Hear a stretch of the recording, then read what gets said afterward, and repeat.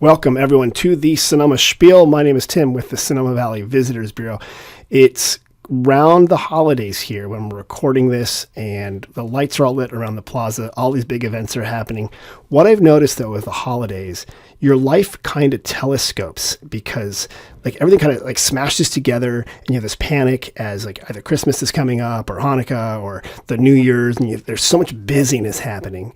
But what I really like is slowing down and taking time to just be prepared and be present in the moment and let everything relax. And that's why today I have a very special guest. And I know every week I say we have a very special guest, but this time I actually mean it. I'm so happy when she said she would love to come to be on the podcast. I have Amelia Ceja from Ceja Vineyards. Amelia, how you doing? I'm doing great, Tim. Thank you so much for inviting me. Of course. Well, and thank you also for not deleting my email when I begged you to come on the podcast, and two, for responding. Amelia, you just told me you just drove in, you were watching some grandkids, and then you came rushing here. Do you feel right now around the Christmas time that like life is just crazy? Do you get that? Yes, it is. It's a bit more hectic, but at the same time, there is so much excitement. Yeah. And being around family and friends at this time of the year, it is also very, very special. That's a good point, right? And it kind of like you get that hecticness, but then when you spend time with people, yes, you feel a lot better, and you go there. And so, okay, good. Thank you for readjusting my attitude. I appreciate that. Amelia, tell me, what is Ceja Vineyards for people who don't know, and where is it located? Give me the story. Yes. Well, Ceja Vineyards is a family-owned, Latino family-owned wine production company here in Sonoma, located right on Highway 12. Okay. And it was founded by my husband, Pedro, his brother, Armando, his wife, Marta, and myself. Oh, okay. And we make limited produce wines, all from our estate-grown grapes. And we're making really lovely wines that are not just great by themselves, but they're really good with food. Oh, good. Okay, so very like perfect for spending time with people you like, eating and doing the meals and having some of your wines. Amelia, hold on. Four of you started a winery. Had you been in the wine business before, or were you just like, we're going to try a winery, why not? Tell me the story of that. Well, this goes back to our journey from Mexico. Okay.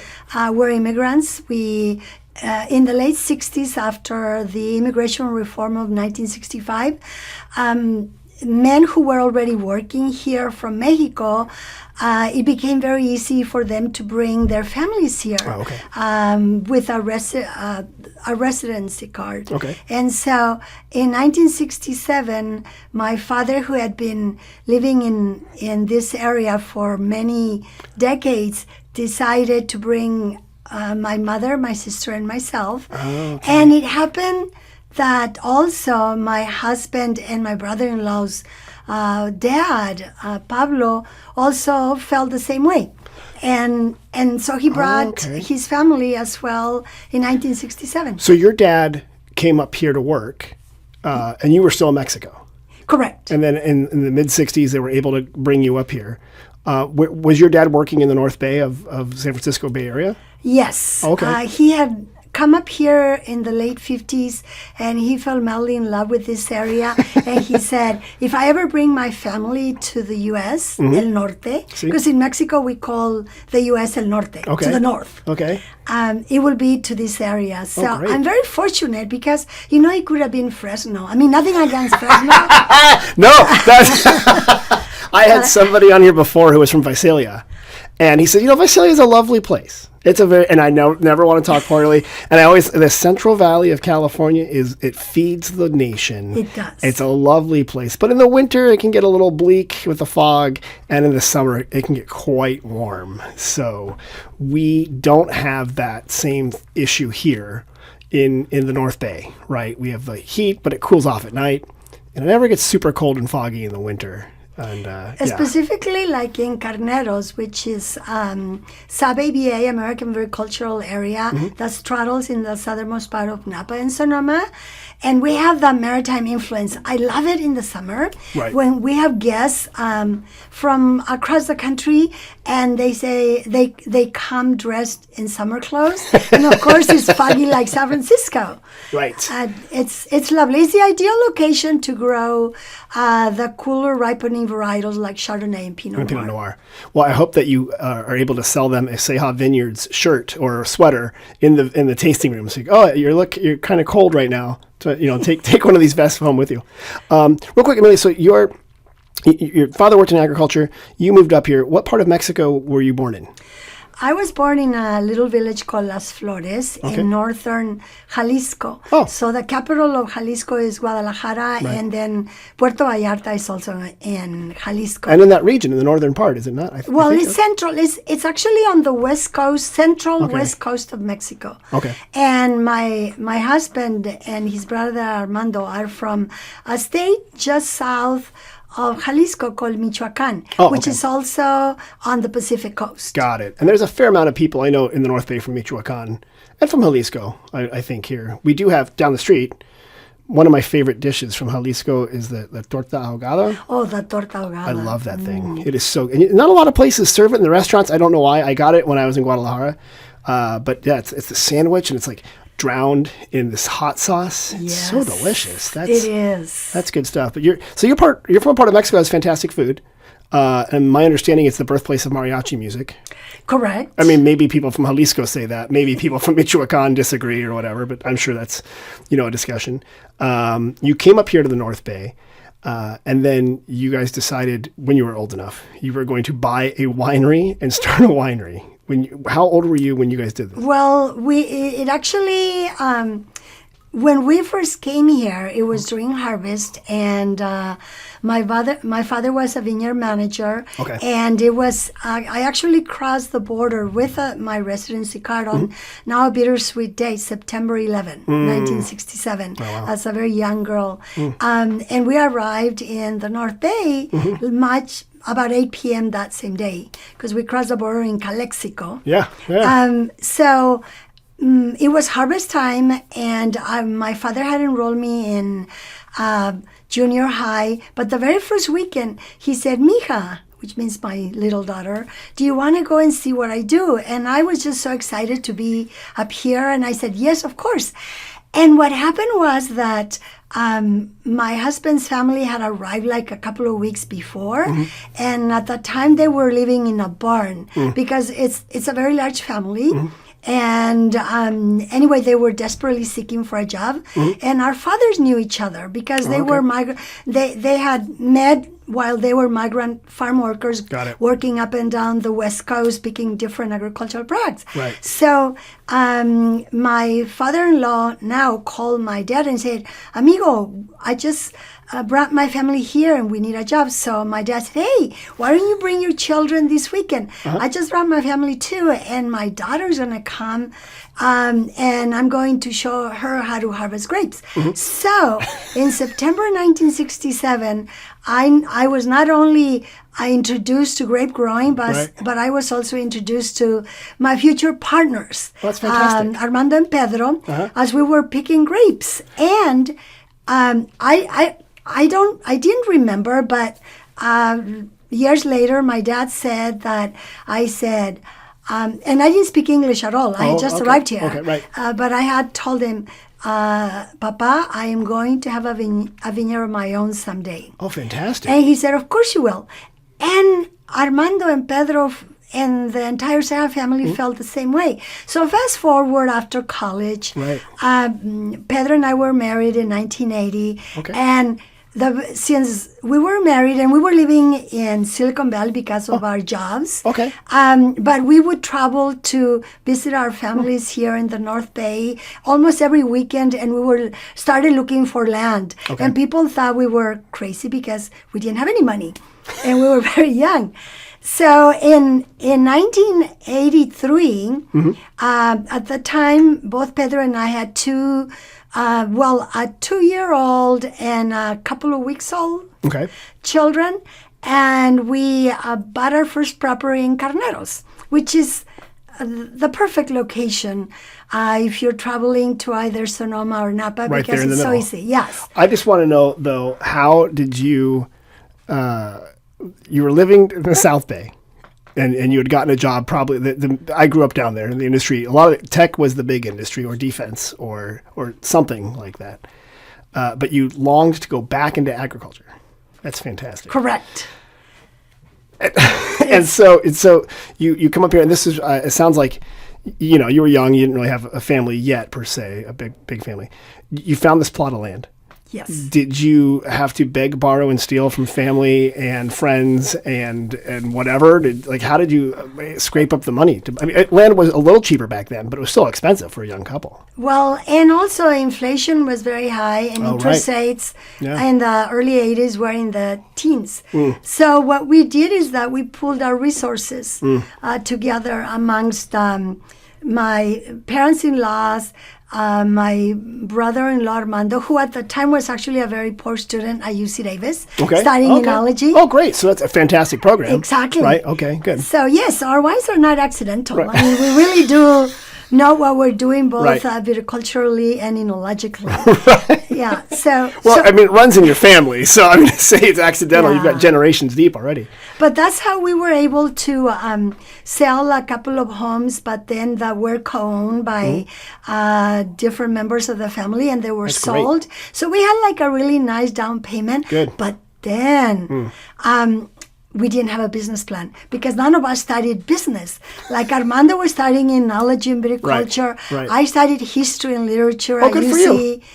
San Diego. Oh, okay, good for you. Go, not the Aztecs at San Diego State, no, UC San Diego State. Oh gosh, we'll have to look it up. Yeah, I have to look it up too because. Right. And Pedro studied engineering. So amongst the three of us, none of us had a business degree. Right. And Tim, if we had a business plan, we would have never done it because it didn't make business sense. Right. So fortunate ignorance sometimes works out, and in our case it really worked out because the interest rate it was almost like $500,000 for the first 15 acres, and there were no grapes. There were cows roaming that property. So you bought a property, 15 acres. 15 acres. With probably 15% interest or whatever at the time was. I think it was 15.9. Oh, my God. And it was adjustable because it was a jumbo loan. Oh, no. You know what they call a jumbo loan? Yes.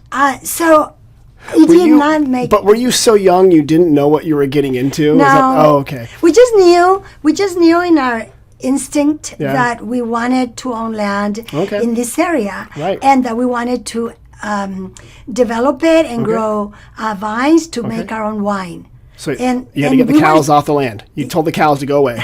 They belonged to the then property owner. Okay. So, and actually no, they were... Someone else was leasing the property for the cows to roam and eat the grass. Right. But then we were finally, so this was in 1983. We were able to develop it in 1986. Our first harvest was in 1988. And the rest is history because once you are able to sleep at night, even if you owe a lot of money, then you see another opportunity. Like in 89, 5 acres came up for sale right next to those original 15 acres. Okay. And because we had developed it into a vineyard, so the 5 acres were worth the same amount as our 15 acres that we had purchased in 1983. The value went pretty high. So we purchased those 5 acres. Right. So now the whole plot is 20 acres. Okay. And then in the early 90s, we kept acquiring more pieces of property. Like we own 20 acres actually very close to here on Liberoni. Oh, yeah. On the corner of Liberoni and Arnold Drive. We have 20 acres there. Okay. Which are planted to Chardonnay because it's ideal. For the spire. Then on Dale Avenue off Highway 12. Then in the mid-90s, we purchased our largest property, which 65 acres at the then unknown Petaluma Gap. Which is now new AVA, and you brought some here from Petaluma Gap. And so this is what I love. You started with 15 acres, no grapes. No grapes. You just had- None of the properties had any grapes. We developed all of them. Okay, no grapes. You had a literature degree and a dream, and you, and you now have. It sounds like I didn't do the quick addition there because I also have a literature degree. So it sounds like you have like 30 to 50. You probably have more acres than that now. We have 115 acres. Oh, really? And then others that we lease that were also developed. So we have access to some of the choicest grapes, consistently grown grapes in Sonoma and Napa. That's fantastic. Yeah, so all of our wines are estate. That means we grow the grapes, we make the wine. Right, so you're not buying grapes from other people. No. And you're only in the wine growing and making business. You're not also like doing other people's vineyards or other people's wineries. Well, not us. Okay. But my brother-in-law, who is also our partner Armando, he actually manages our vineyards. Okay. He has a vineyard management company, and he does manage other people's vineyards as well. Okay. What's the name of his company? It's called Vineyard Management. Okay, because we can promote it if you want me to. It's okay. If someone has a big vineyard, they should call you, and they can, and you'll connect them with your brother. But we actually sell most of our grapes to other producers. Okay. Because if we were to use all of the grapes that we grow in, let's say roughly around 150 acres, we would make around over 50,000 cases. Oh, that's a lot more wine. Yeah, it's a lot more wine. And we want to make sure that quality is maintained, that everything is, that we don't use like big tanks. Everything is, it's no mechanical, anything. So it's a lot more hands-on. Hands-on, yes. Like that. Well, I think you brought some too. Should we talk about these wines? And while you open it, we can talk about the experience, because people can come visit your tasting room. Yes, our tasting room is located at 22989 on Burndale, which is right on the corner of Highway 12 and Burndale. Right, and you're right there between Napa and Sonoma, like you are. Napa and Sonoma. And you mentioned the Carneros region, which in Spanish means the rams. People always ask us, what does that mean? It's a type of a ram or male sheep, but it's the region that's shared between Napa and Sonoma, and it tends to be sloping out towards the bay, a little flatter, the hills in the back. A lot of hay fields are there, cows, Pinot Noir, Chardonnay, and Ceja tasting room. Yes. Most importantly, yes. So, yes, we encourage and we invite everyone to come and taste our fabulous handcrafted wines, because we literally make the wine from the root, the rootstock all the way into the bottle. It's all done within our family. And I think having that control, it's incredibly reflected in the wine itself. Right, you have a lot more hands-on quality ability rather than buying juice from somebody or shipping it someplace else to be produced or something like that. Well, tell me about the wines that you have and the experience. So, Tim, I specifically selected 2 wines that are from areas pretty close to here to Sonoma. And I love wine, period. But one of my favorite varietals is Pinot Noir. And we grow it in 3 different sites. And so we make very small lots. This in particular is from our Sonoma coast. But from this point on, all of the labels, because it's technically Petaluma Gap, but as you know, it's a sub-ABA that was separated from the Sonoma coast, which is a very, very, very large. It was the Sonoma coast, my understanding, it was like a fish hook. It came down along the bay, San Pablo Bay, up towards the coast itself. So it was a very large, unwieldy area. The Petaluma Gap makes more sense. The gap refers to a space in between the hills where the wind comes over the ocean and cools off the Carneros region. So, good. And it's a field blend of 2 clones, Dijon and Pommard, and it's fermented in small 5-ton open-top fermenters. We do very gentle punch down of the cap because we don't want to extract any unwanted anything from a very delicate grape. Got it. Just its essence and its beauty, its ethereal beauty. And also, Pinot Noir pairs well with everything that I love to eat. Oh, it's great. Christmas, Thanksgiving, New Year's, and a lot of dishes. It's a very good, it doesn't overpower a lot of food. And so it's a good one. All right, well, should we? I think we should do it. We'll get the sound opening there when you do that. Absolutely. I'll do a play-by-play that. And I brought Oh, some Ceja glasses, Ceja glasses perfect. riddle, because I like large bowls. Right. That way you can properly swirl the wine and also really detect all the beauty and the aromas. Right, that's very good. So I am very excited about this wine because it's such a lovely Right. Pinot Noir.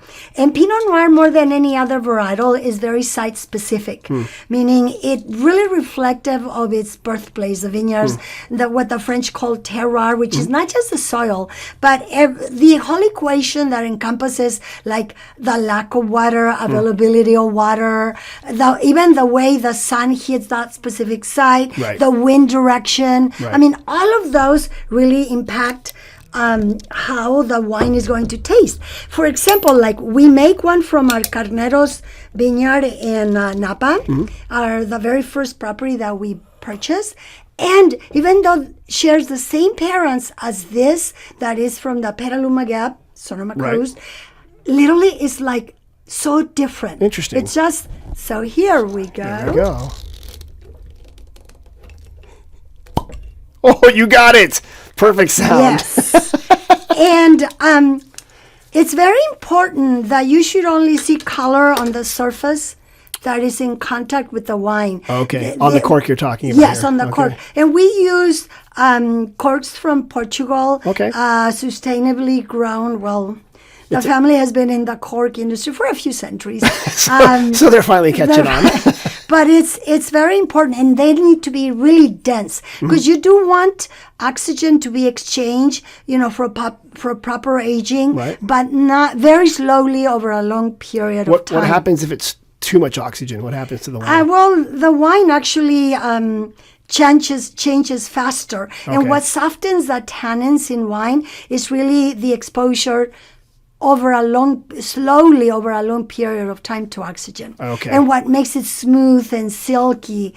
And this is just divine. It's just perfect. All right, well, let's try it out But there. let's, And I hope you can hear the pour. I just want to make sure that is perfect. good. I love that. You're giving a little swirl there. Oh, yes. You sniff. Okay. It absolutely is. You can detect it. Right. I mean, right away if there are any off aromas or... but this is just absolutely divine. So this right here is our 2021 Sonoma Coast, Petaluma Gap, Ceja Vineyards Pinot Noir. And I'm biased. It's one of my favorites in the world. Well, I'm glad that you're biased and that you like it there. Here, I'll Here you reach over here. Thank Yes. you. And Well, salud. salud. Give us a little Let's... swirl here and sniff it. Oh, it's. I love the way Armando describes It's a great our color. Pinot I'm Noir. going to show it to the camera for the color there because it is good color. It is. There. It's as I mentioned earlier. Even though it shares the same DNA as our Carneros Pinot Noir, it is. This one is just like pretty right away. You don't have to like peel layers, like an onion. And the one in Carneros, you really have to sort of dig a little bit deeper to really detect all of its beauty, while this is like on your face beautiful. Just right there. All right, Yeah. Let's try a little sip here. Oh, it's just so pretty. Oh, it is. And then, you're right about, so I was going to ask about tannins. Tannins are like that puckery thing in your mouth and stuff. This is very smooth. It's like silky. Silky. It's right there. Oh, wow. Yeah, bright and fresh. Oh, yeah. And, well, I'm already thinking about food. Yeah. Yeah. So do you like to cook, Amelia? Is I love to cook. Okay. Like, for example, this weekend we're hosting our wine club pickup party. Oh, right, okay. And in December we always do pozole and Pinot Noir. Oh, that's a great. So And what it's- is pozole for people? Pozole is it's like a very hearty soup that has hominy, and its roots are indigenous, pre-Hispanic, and you can make it with different proteins or vegetarian. Right. I love it with chicken, and I love it. You can make it either red or green, but I love it red, like in Jalisco, although I make it green as well. But pozole and Pinot Noir, and of course it has the smoky peppers, the pozole does, and this, I mean, because it has really bright, fresh acid, and it's like if you the more you swirl, you start detecting other aromatic notes that. Right. So it's not just fruit. There's like a tea component that is quite lovely. Yeah, you got a lot of different. What's weird about wine, and this is when people go way into the wine. Sometimes I call them the cork dorks, but they get way into it. Is that there is a wine flavor, but the flavor is made of other flavors. And oftentimes people who are visitors and new to wine country are like, does it really have blackberry in it? And I'm saying, well, no, blackberry is a description of the taste that's shared between, right? The wine has that kind of essence taste to it. And so it's Pinot's kind of fun because it is a subtle, you got to like play with it a little bit, but you can have all these different flavors come out of it. Yes, and, it's not a big boy with steroid high alcoholic fruit bomb. Right. It's just this very subtle, and the reason, there is actually biological reason, because it has much thinner skin than most other red grapes, Vitis vinifera grapes. So, and the color in wine comes from the skin, the contact with the skin, because the juice of both green grapes and red grapes, it's white if you squeeze it. But it's the color is from the skin, and allowing, like you see, it's not so deep like a Cabernet. You can see through this. There's light coming through it. Yeah, which is exactly what Pinot Noir is supposed to be. Not this want to be something else. But it's just ethereal. It's just this very beautiful wine. Amelia, what do you call a big boy high alcohol fruit bomb? Is that what you call it? Big boy with steroids, high alcoholic fruit bomb. Well, this is not what That's not what this is. This is the opposite. This is the ballet dancer on the stage with the perfect lighting. And I love this. Now, if people come to the tasting room, can they taste the Pinot Noir there? Oh, yes. And every month we change the lineup of our tasting menu, which is really great because we have vineyards in different AVAs, American Agricultural Areas, in Sonoma and Napa. So we can actually produce quite a few varietals. Besides Pinot Noir, other reds that we make, of course, is Cabernet, but our vineyard is, that vineyard is in Napa, off the Silverado Trail. Further up in the hotter region. Very, very near Stag's Leap, literally a stone through from the Stag's Leap AVA, which is the ideal location for Cabernet. Supposedly, it's like some of the top Cabernet in the country comes from the Stag's Leap area. Yes. Or maybe even the world. I mean, I don't want the French to yell at me, for French people. Don't send me letters. But yeah, so depending on where your vineyard is located, will often dictate the type of grapes you can grow there, and therefore what type of wines you can make. Exactly. Like there, we would not grow Pinot Noir. It's a little bit warmer than where we are in Carneros, and vice versa. We do not want to grow Cabernet in Carneros because it's a later ripening varietal. It has a thicker skin as well. And then with the fog that doesn't burn off during the summer, during vigorous growth until like 1 o'clock, you only have a very small window for the grapes to ripen. And then you end up with more vegetative characteristics in Cabernet than the beautiful fruit that if you have enough degree days, sunlight, and a little bit warmer temperature, like you do north of the Carneros AVA. Okay, so that's what's the bigger reds, or ones that need a little more hang time, or a little more sun, I should say, and heat. Northern part. And that's true for both the Sonoma and the Napa valleys. Yes. They are neighbors. They are similarly set up. They kind of run roughly north to south. So the southern region, which is where the Carneros is, and it's closer to the ocean, is cooler. As you head up, it gets warmer. Yes. And then oftentimes in elevation, if you go up in the hills, it gets quite warm. I mean, it could be 95 degrees up there on the hill, and then you could go down to the Carneros, and it could be like 70, A 20-degree difference easily. Yeah. Because just from Calistoga to where I live, which is only 30 miles distance, I can speak with my friend, and it's really perfect 75, and they're over there in 95. Oh no, it's hot. I mean, so over in Sonoma County, Cloverdale, it's always so hot up there. Calistoga over the hill. It's so hot. And in Carneros, you just open the window, the cold air comes right in. They're up there blowing their air conditioners like crazy, and you say, open the window, and they're like, no, it's 105 degrees out here.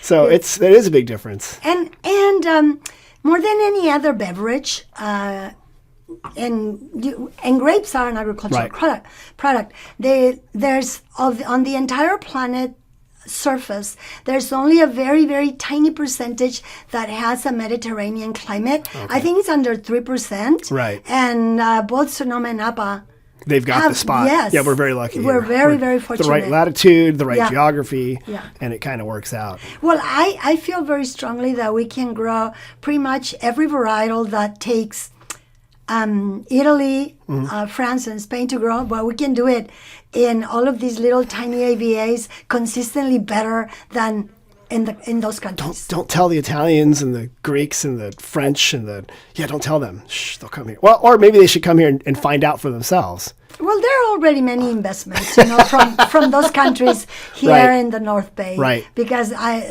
it's a great location. Right. The ideal location to grow grapes. I mean, if I were a grape, well, this area is Eden. It is. I would want to be here. But you would have hey God, put me in Napa and Sonoma. That's where I want to go. Yes. Tell me, Amelia, you're a family business, right? Yes. You've got like you mentioned, your husband's part of it.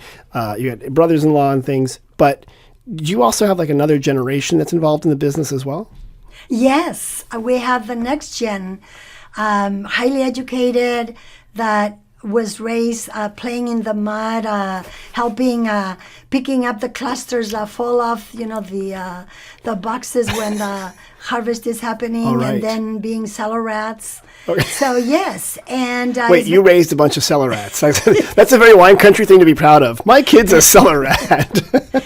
It is because it wasn't. It's not anything that we want them to do, because I feel both our family feel that it's very important for our children to find their own paths, their own passions. Okay. Because we're successful because we are doing exactly what we love. Oh, right. Okay. And very interesting because we have 3 children, and one studied digital arts, which at the time said, well, where in the early 2000s, digital arts, what? Yeah, what does that mean? Yeah. What are you going to do? And another one, film. Okay. And our youngest one is the one that studied somewhat what my husband considers someone close. So communications and business. And then, of course, she went on to get her executive MBA. So when we started, no one had a business degree. Well, now we do. Right. And then my brother-in-law Armando's eldest daughter too. She studied enology too. Oh, great. Okay. So seeing in actually the next generation is the girls that are actually quite interested in our business, which they want to be involved in the business. Yes. Okay. Which is very exciting for us because it's on their terms, not ours. Because we did not want them to come into our industry unless it was something that they felt very strongly about and that they were also highly educated and experienced somewhere else. Right. And well, I love that they started by picking up the hens and chicks off the floor, right? And then they did that. And but you often hear that in multi-generational wine families that the kids were the unofficial taste testers for the right amount of bricks. They start eating the grapes, or they're out there helping their mom and dad. And it's great that you have the next generation as a part of it. Yes, and now we have a 4th. Oh, really? Well, tell me more about that. Well, my daughter and my niece, they have children. Uh-oh. Yes. So you're a grandmother. Yes. Congratulations. No, it's the best. And as well as my niece, Armando's eldest daughter, she has 2. So, and they're about the same age as Dalia's. 2, so great. Okay, so the cousins are roughly the same age. Yes. Okay. And they spend time together. And Luna, we allow her to smell wine, and she goes out into the vineyards herself when she's visiting us. Oh, great. And starts testing grapes. Okay. Well, Yeah, what you even have the to do is grapes. show them how to use the pruning shears, because pruning season's coming up. Although you want to keep their fingers, but it starts with the pruning, and that's 2 years from now is how you get your harvest. So that's, Well, it's pruning dictates the vintage. Number one, literally the amount of grapes that are going to be, per acre. Right. And so we don't just trust. It's highly skilled labor. We don't yeah, you're not just going to trust say them. not for the No. grandkids out there. No, we don't. We don't just trust anyone off the street either No. because it's highly skilled labor. It's funny to It's- watch the professionals. Yes. And how good they are at setting the angle and where the next bud's going to come from. And they're Yes. so fast. And to your point, they know if I cut here, the grapes are going to be here in 16, 12 months or 10 months, or whatever it is. But how well they can see what the cane is going to do.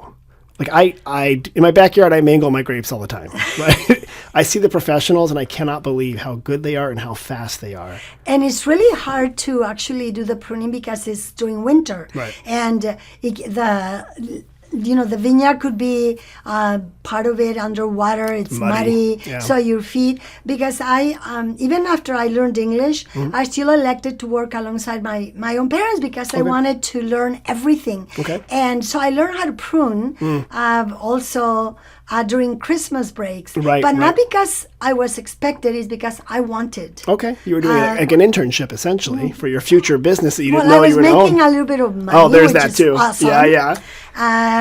And also learning something new that actually it's very important. It's a very important viticultural process. It's actually probably the most important. It's funny because I think it really is, and I often tell people, come here in the winter if you're really into wine. Come here in the winter because that's when they're making the vintage. Yes. Is in the pruning process, Yes. and no one understands it. But you see the rows of the workers, usually on the side of a hill. You see a bunch of little cars, and they're setting up success, or hopefully, for the next vintage or two, which is amazing. But Well, what is also incredibly important, like right now, because we did have some early, even though not a lot, but some early rainfall, that the cover crops that we plant after harvest, it's already coming up in the middle of the rows. Right. So, like, let's say in January, February, and early March, you see these skeletal vines that either are waiting to be pruned or are pruned already, and then these.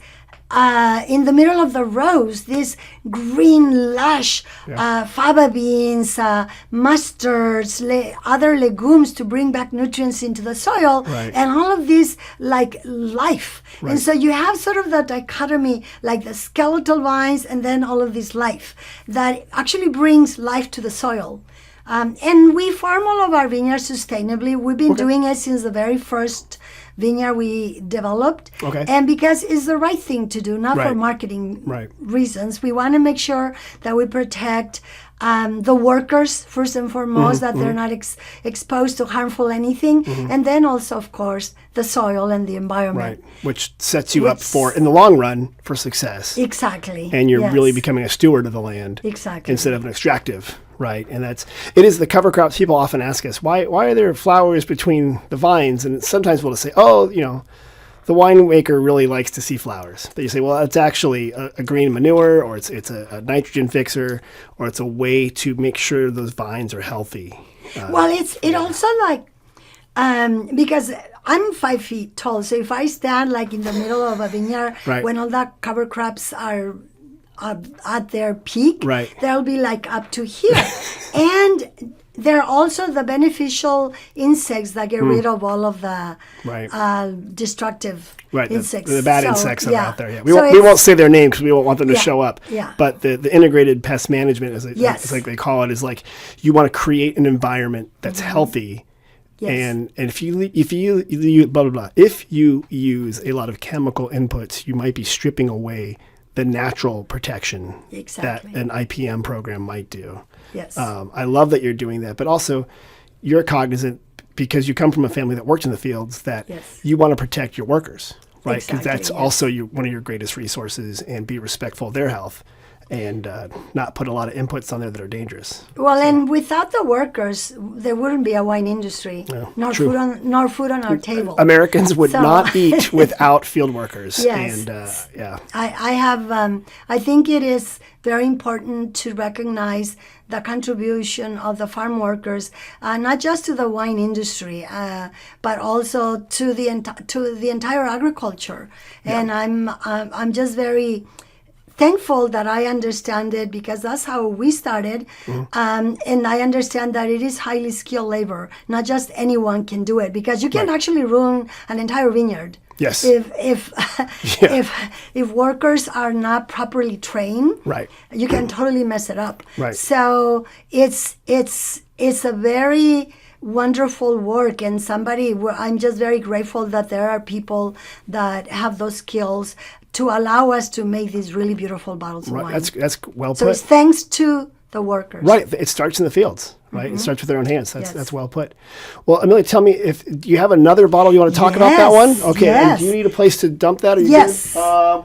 We have a very unofficial dump bucket right Oh, here. it's okay. I will put it in there. So for people who don't know, if you go to a tasting room, you don't have to drink the entire thing, and especially if you're visiting more than one tasting room, you can take a sip or two, and you can share it also with your companion. But there's also a thing called a dump bucket, and sometimes a spit bucket. So you can taste it, you can spit, or usually do a little taste and then dump out the rest. You don't have to slam the glass of wine. Is that correct? That's absolutely correct. Unless you want to imbibe a little bit more and feel the effects, yes. Right. But if you are really interested in actually learning about wine, Right. and if you visit more than 2 wineries, I personally only recommend to visit 2 wineries per day. Right. One in the morning, then have a really wonderful lunch, and one good. in the afternoon. Okay. Because typically you taste from 4 up to 6, 7 wines. Right. So imagine going to like 3 or 4 wineries.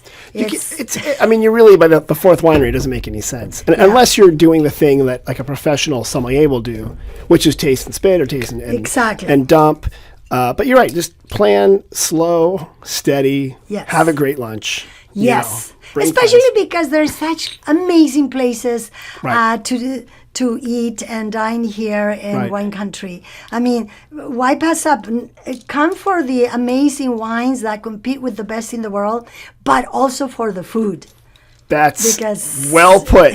Thank you. Yes. That's exactly it. Yes. And that's I can tell that if we were talking earlier that you're a person who likes to cook and likes food, and Oh yes. that's an Well, I'm important part of actually it. a chef. What? Get as out of well. here! Yes, You were and- hiding that on me. You're actually a real chef. Like you cook stuff. Yes, I started cooking alongside my maternal grandmother in Mexico Okay. when I was maybe 3. Okay. I was helping because I was the youngest grandchild. Got so it. Okay. I hung out with her before I started school. Oh, look at that. Everyone else was either school or working on her farm. So guess what? I was introduced to talk about seasonal, local, the freshest, Right. amazing, real ingredients before it was Before it's trendy. trendy. Back when you just called it eating. Yes. Exactly. I mean, Right. actually, I didn't know it was gourmet food. Right. I was just used to eating seasonal and local and from my grandmother's farm. So that's my passion for cooking literally started there, and also my understanding of flavors and textures, because I tasted everything that she made and I helped prepare. And then I think when I was 7, I made my first mole sauce under her supervision. Okay. It's 7. pretty cool. Yeah. All right. We're gonna. And yeah, this, and then I'll tell you about this. Let's see. Oh, Well done. So mole is a typical or a very special sauce and dish from Mexico. Is that correct? It's a very sophisticated sauce, just like there are mother sauces in France. Well, in Mexico, we also have mother sauces, Okay. and one of them is mole. It's a very sophisticated. It's not the hotter is better. It's like layers and layers, just like fine wine. Yes, there are chiles, but there are also nuts. There's sweetness, and it can be a little bit, it can be savory, and it can also be a little sweet, and it can also have a little heat, but not really hot. And it's just like this velvety, oh my gosh, it's so delicious. And it can be served with so many different proteins or veggies. But I wanted to actually, perfect segue, because, and once again, see the cork? Oh, right. It's got a nice purple bottom there, but it's a very small ring. It's in contact with the wine. Right. And I really am excited to bring this wine.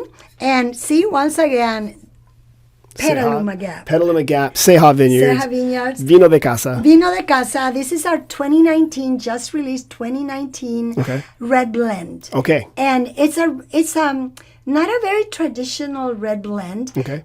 Typically, you'd want to blend, let's say if it's a Bordeaux blend, it should have a blend of the 5 Bordeaux varietals like Cabernet Sauvignon, Cabernet Franc, Merlot, Petit Bordeaux, or Malbec, which is, by the way, no longer grown in France, even though it's native to Bordeaux. Okay. Mostly it's grown in Argentina, of course. Okay.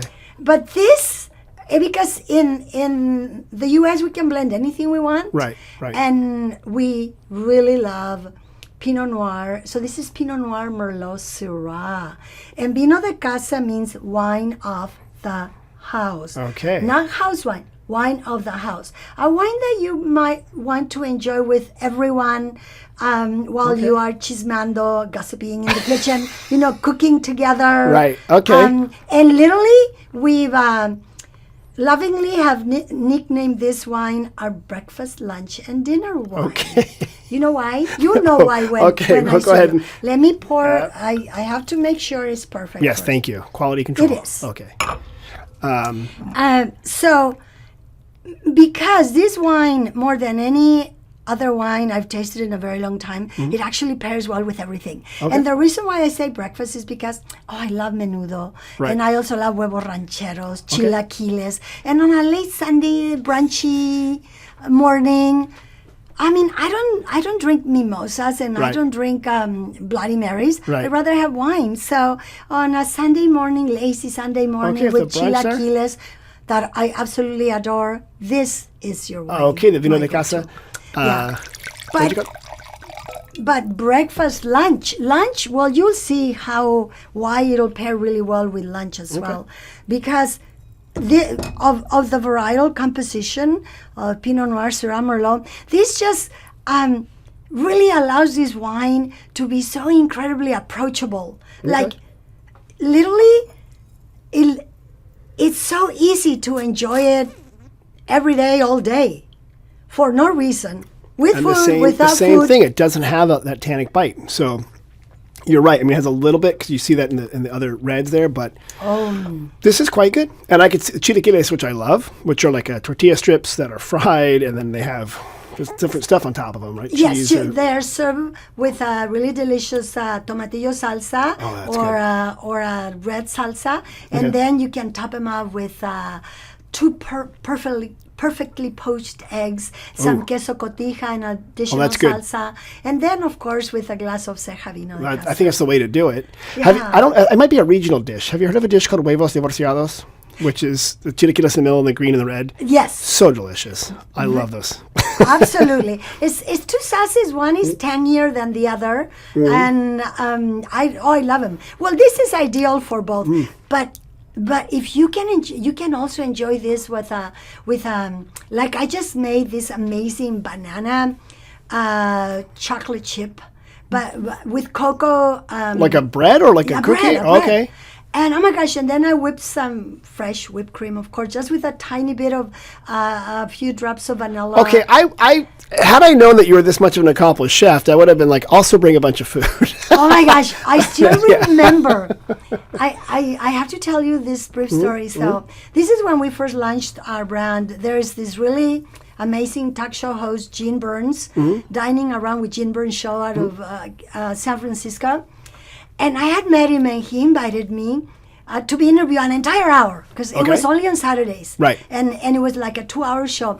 And he was only going to interview me for an entire hour. So this is probably like circa like 2003. Okay. Like a couple of years after we launched our brand, because we launched our brand in 2001. Oh, okay. So The you're worst new. time to launch it because of... Yeah. And guess when we launched it? In September. Oh, September. Oh, geez. Yeah. So, I said, Pedro, you have to come with me, my husband. And so I made, let's see, I was going to be the first hour guest. And so I made, I made a salmon ceviche because I really wanted to showcase our Pinot Noir. Because salmon and Pinot Noir is so They're perfect. fantastic. They're both from this area. They're very good. Yeah. Oh, yes. And then I made enchiladas suizas. Okay. And unfortunately, it was an interesting day because I wanted them to be warm. Oh, but you had to make them ahead of time, didn't you? Yes. And bring them into San Francisco. I got up really early. Oh, yeah. I think I was the first guest, so I think I might have been there at 10. Okay. Because I think it was from 10 to 12. I don't remember exactly the details. So I know I got up really, really early.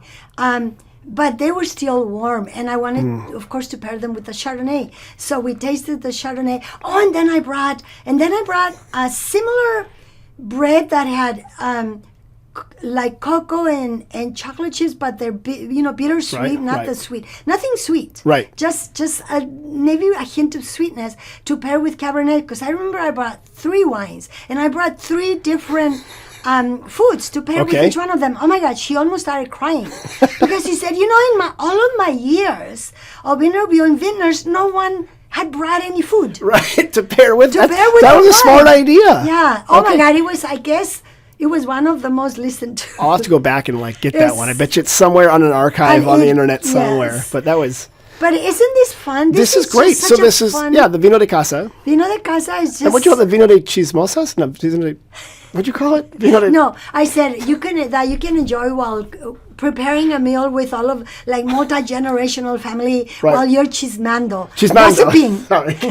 What's the chismosa? Gossip? Chismosa is someone who is very gossipy. Oh, gossipy. Okay, thank you. Chismando is to be gossipy. Gossip. And what's a charla is just a chat. What we're doing now. Charlar is we're just chatting. So we're charlandos. Yes. Okay, so. But this is just because it's just yummy.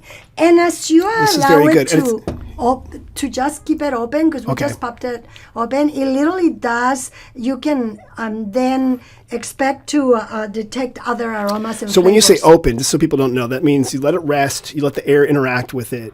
Yes. Sometimes people, when they talk about decanting a wine, it helps it open up. You pour it into another container. Exactly. Okay. So, or just put it in your glass or keep the bottle open so that it breathes. What I do, what we typically do, depending upon the guests we have for dinner, we typically open the wines half an hour before we sit down to dinner, and then they're perfect. I mean, it's a good idea to decant wines that might be more than 10 years, just in case there might be some residual, on the bottom of the bottle.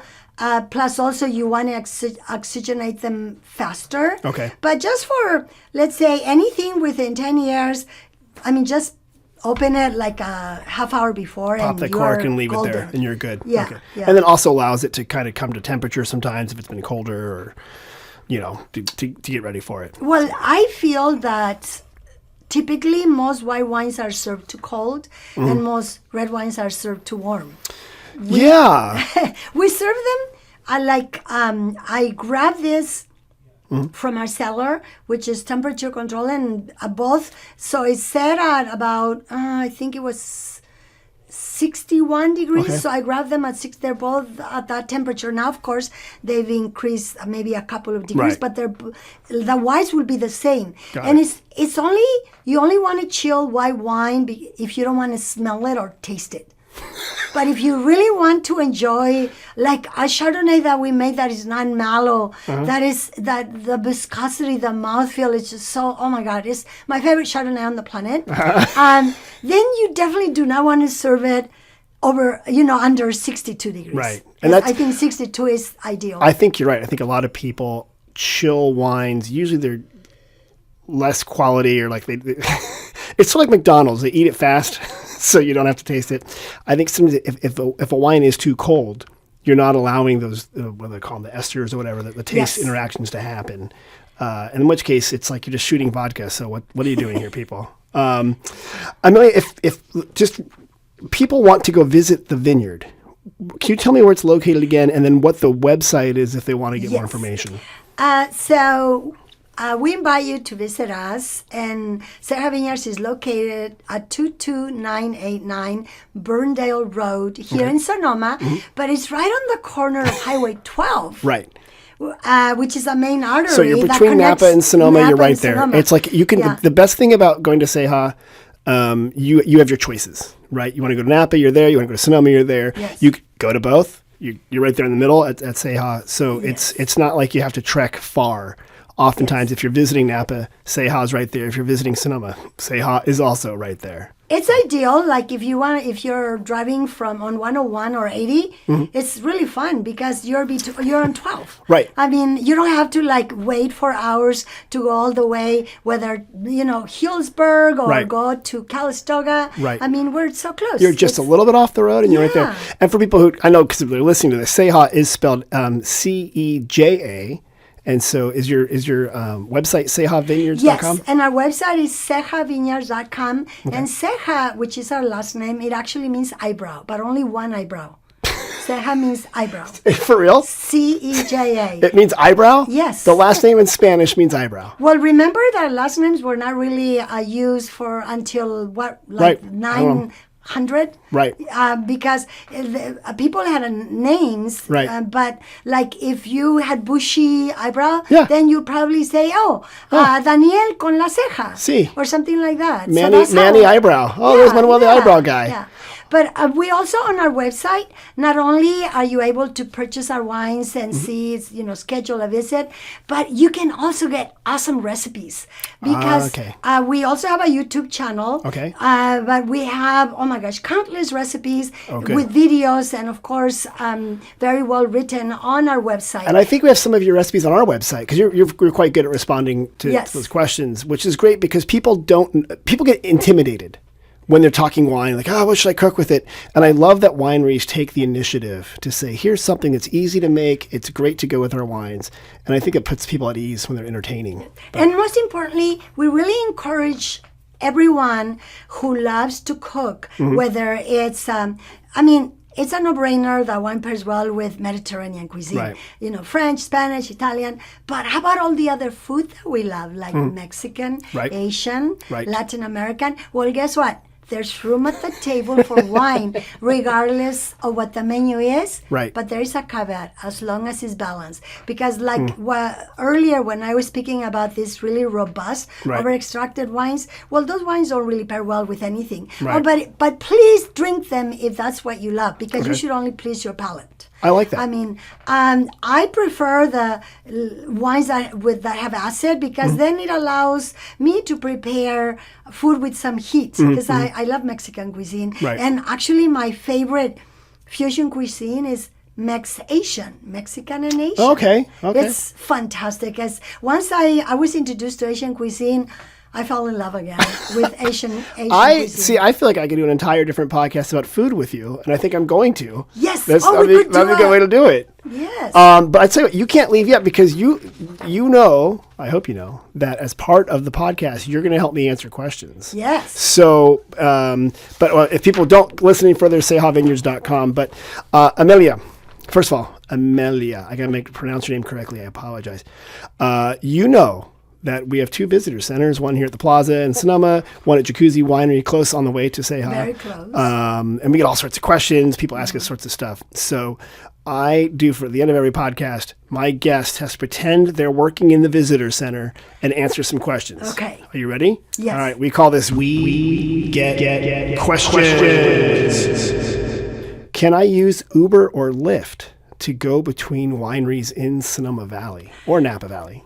Yes, absolutely. Okay. It's actually, we encourage that. Right. Many of our guests, actually a very large percentage of our guests that come to our taste room come via Uber or Lyft. Oh, they do? Great. Yes. Okay. And I think absolutely, especially, and you're a great example. In the Carneros area, it's very easy to get an Uber or Lyft in Napa. Yes. The one caution I do say is when you get further up where the cell phone doesn't work, so sometimes in the mountains your cell phone won't work, don't rely on it. ask the tasting room for help or prearrange it. So if you're going to be up on like Moon Mountain or up on like Howell Mountain or something like that, you might have to make sure your phone works to call it. But you're right, Uber and Lyft is a good option, especially if you're only doing 2 wineries like you said, and you don't want to rent an entire tour for the whole day. It just helps you go from place to place. Right? Yes, so, and in between, stop at. I love coming to the plaza here in Sonoma, and there are so many great places to dine. Right, Like, yeah. I can just spend an entire week. Yeah, I just walk eating my way around through downtown. Well, and you're a Sonoma. chef. We have the original Williams Sonoma here. Yes. So if you absolutely need to buy something you didn't know you needed, because every time I walk in there, I'm like, I think I need that pan. Right? It's scary because know. I go for one thing, Yeah. and I live with about 10. Oh, I know. You're like, what just happened? Well, I've got a bunch of pomegranates now. And I'm like, I bet you there's a way. If I go to Williams Sonoma, they'll tell me how to get those seeds and juice them because I have so many pomegranates. I love pomegranates. They're good. so good. And this is the ideal location to grow pomegranates. It is. Think of Yeah. Mediterranean and stuff there. Yes. Okay, here's another question we got. It came in on Facebook from a man named Rosario. Rosario. The question was, what if I don't drink wine? Are there things to do? Oh, yes. Okay, Oh, my what are gosh. Well, number one, Yes. if you're a foodie, there's such a plethora of restaurants, and Sonoma is 5 times larger than Napa. So you have all of these little pockets areas. I mean, from Hillsburg, Cloverdale to Santa Rosa, Petaluma. It's Occidental and Sonoma. Oh, good job on Occidental. Not many people go out there. That's a great one. Yeah. Oh, I actually really like going there. Yeah, it's a cute little town. And it's such a beautiful ride there. Right. So, but there and hiking. Oh my gosh, going to the coast for hikes. I mean, going even just literally. I just spent an entire week literally just going looking for cheese in Sonoma. I mean, hiking. Right. Jack London Park, which is one. oh my God, just down. Right below It's there, one of right. my favorite places to hike. Okay. And you can bring a picnic. Oh my gosh! And then there are music festivals in the summer. I mean, there's so much to do. Just to go online and look up at events. Right. And see. I mean, there's a lot to do, not just about wine. Well. Number one, aesthetically, the beauty, the topography, the coast. I mean, it's so stunningly beautiful. I strongly recommend just coming, even if you don't drink wine, Right. come for the beauty, for the food, for the hikes, for nature. At Rosario, you got all the answers right there. So I'll put that back on Facebook. So that was a good answer. Good job. Okay, here's one. I would like to buy locally made crafts. Where can I find a place? Oh, you know what I love? I actually, and this summer we spent a lot of, almost every Tuesday we came to the plaza here in Sonoma together with friends, and there are some, not only fruits and veggies, but also, and really awesome food trucks, but lots of other stuff. Right. But there are like if you're traveling on the coast, there are so many, all of these like really neat little local shops with ceramics. Right. But there are also a lot of art studios. A lot of art studios. A lot of art studios. And at the farmers markets, I mean, you can find also a lot of local crafts. You're right. We just had, so Fridays here in town, we have the year-round market. Yes, and they have which I the love. craft lady was there selling a lot of Christmas and holiday stuff. Yes. Tuesday night market that you mentioned before, which is a big party. Oh, I love it. It's so It's my much fun. favorite. I know people bring their wine, they bring their picnic. A lot of craft people are selling stuff there. Yes. But you even mentioned the art studios. There's a group called Art Trails, and they Yes. have open studios or studios you can stop in. Almost every little town has a bunch of studios that you can go check out. One not weird spot, but we have a place here called the Sonoma Community Center, and it's an old elementary school that has become an art studio and learning place, and they do sell some crafts there too.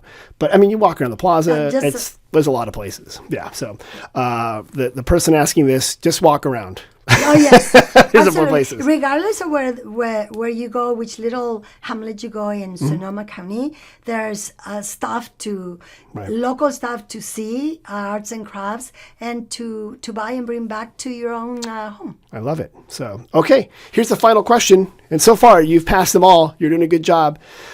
We are going to a preview movie for the Sonoma Film Festival at the Sebastiani Theater. So the film festival happens in the spring, but they're releasing some little previews for people. And the Sebastiani Theater is right there on the plaza. Right there on the plaza. Their question is, we need to find a hotel nearby. Oh my God, El Dorado. Oh, see, okay, you're right. Directly on the opposite side. But then, but I do love the Sonoma Mission Inn. Okay, great. And I love That's also nearby. Meadows, right on Napa Street, and also, oh gosh, and You're right good. now but the El Dorado is just... It's right there. Right there. It's easy to go to. Easy So you're to right. go. El Dorado's on the plaza. There's also a very small inn called the Wetson Hotel right yes. next to it.